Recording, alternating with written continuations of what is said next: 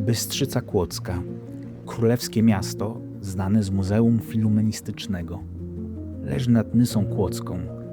Na jej wschodnim brzegu, na zboczu góry parkowej, w XIX wieku utworzono park miejski.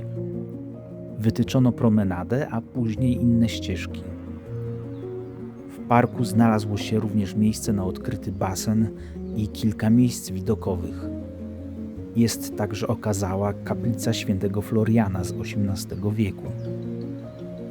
Park, którego niektóre miasta mogłyby Bystrzycy pozazdrościć. To miejsce na krótki spacer czy odpoczynek na ławce. A dla pragnących wysiłku fizycznego znajdą się również strome podejścia na zboczu góry. Wpadnijcie tam kiedyś.